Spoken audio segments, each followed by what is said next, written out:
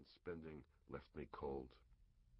For comic relief, I took up smoking again and whiled away the afternoons in air-conditioned coffee shops, ordering lemonades and grilled cheese sandwiches as I listened in on conversations and worked my way through every article in 3 different newspapers. Time passed. On the morning in question, September 18th, 1982, I left the apartment somewhere between 9:30 and 10 o'clock. My wife and I lived in the Cobble Hill section of Brooklyn, midway between Brooklyn Heights and Carroll Gardens. I usually went north on my walks, but that morning I headed south, turning right when I came to Court Street and continuing on for 6 or 7 blocks. The sky was the color of cement, gray clouds, gray air, gray drizzle borne along by gray gusts of wind. I have always had a weakness for that kind of weather, and I felt content in the gloom, not the least bit sorry that the dog days were behind us. About 10 minutes after starting out, in the middle of the block between Carroll and President, I spotted a stationery store on the other side of the street. It was wedged in between a shoe repair shop and a 24-hour bodega, the only bright facade in a row of shabby, undistinguished buildings. I gathered that it hadn't been there long, but in spite of its newness and in spite of the clever display in the window, towers of ballpoints, pencils, and rulers arranged to suggest the New York skyline, the paper palace looked too small to contain much of interest. If I decided to cross the street and go in, it must have been because I secretly wanted to start working again, without knowing it, without being aware of the urge that had been gathering inside me. I hadn't written anything since coming home from the hospital in May, not a sentence, not a word, and hadn't felt the slightest inclination to do so. Now, after 4 months of apathy and silence, I suddenly got it into my head to stock up on a fresh set of supplies.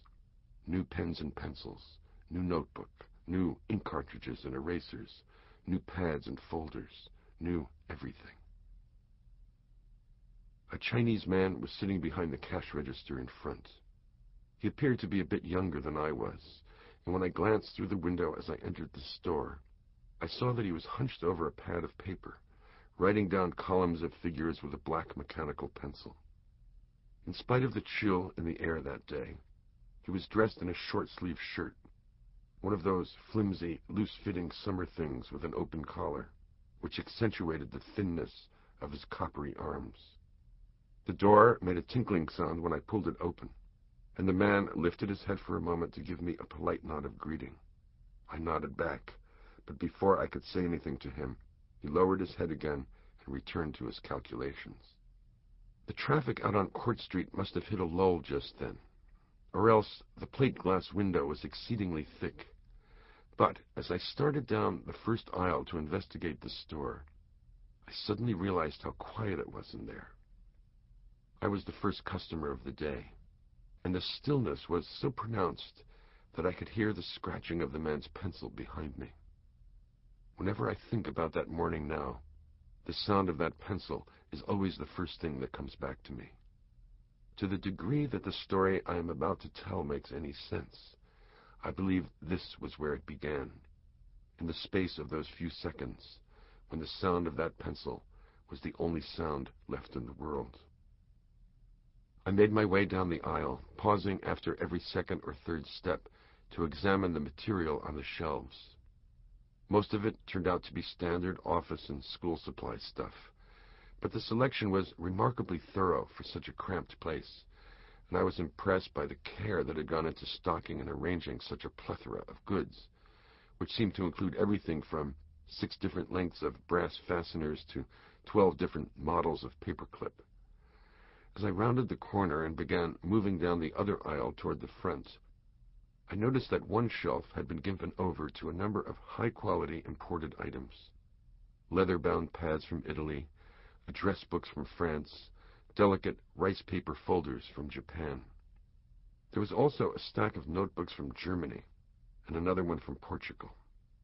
The Portuguese notebooks were especially attractive to me, and with their hard covers, quadrille lines, and stitched-in signatures of sturdy, unblottable paper, I knew I was going to buy one the moment I picked it up and held it in my hands. There was nothing fancy or ostentatious about it. It was a practical piece of equipment, stolid, homely, serviceable, not at all the kind of blank book you'd think of offering someone as a gift.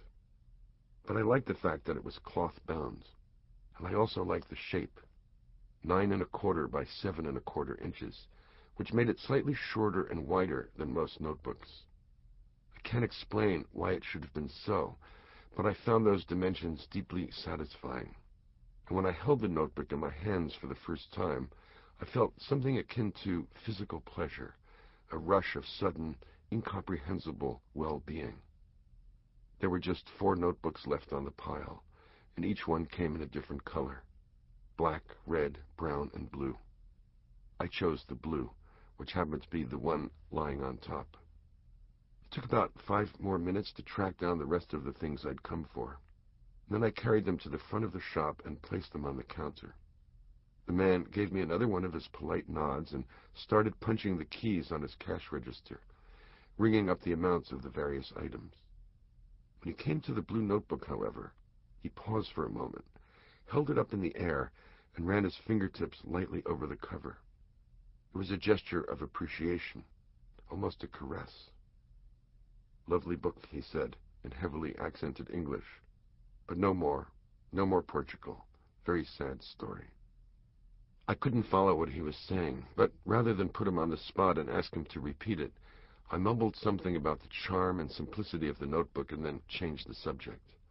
"Have you been in business long?" I asked. "It looks so new and clean in here."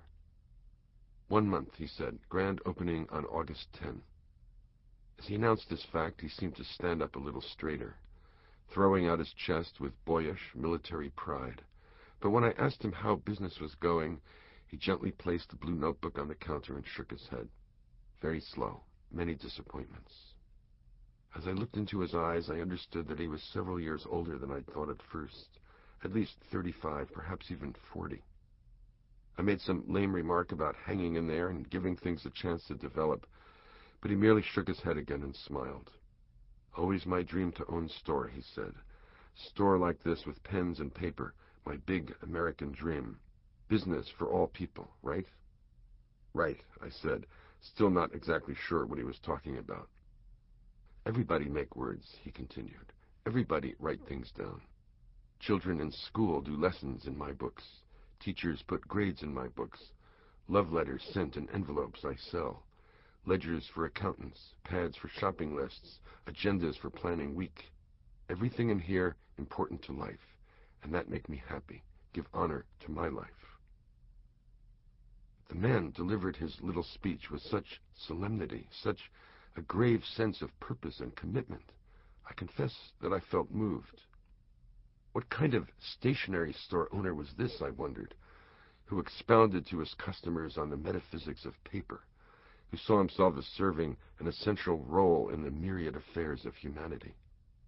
There was something comical about it, I suppose, but as I listened to him talk, it didn't once occur to me to laugh. "Well put," I said. "I couldn't agree with you more." The compliment seemed to lift his spirits somewhat. With a small smile and a nod of the head, the man resumed punching the keys of the cash register. "Many writers here in Brooklyn," he said. "Whole neighborhood full of them. Good for business, maybe." "Maybe," I said. "The problem with writers is that most of them don't have much money to spend." "Ah," he said, looking up from the cash register and breaking into a big smile that exposed a mouthful of crooked teeth. "You must be writer yourself." "Don't tell anyone," I answered, trying to keep the tone playful. "It's supposed to be a secret." It wasn't a very funny remark, but the man seemed to think it was hilarious, and for the next little while it was all he could do not to collapse in a fit of laughter. There was a strange staccato rhythm to his laugh, which seemed to fall somewhere between talking and singing, and it rushed out of his throat in a series of short, mechanical trills. "Ha ha ha, ha ha ha, ha ha ha. No tell nobody," he said, once the outburst had subsided. "Top secret, just between you and me. Sew up my lips. Ha ha ha." He went back to his work at the cash register, and by the time he'd finished packing my things into a large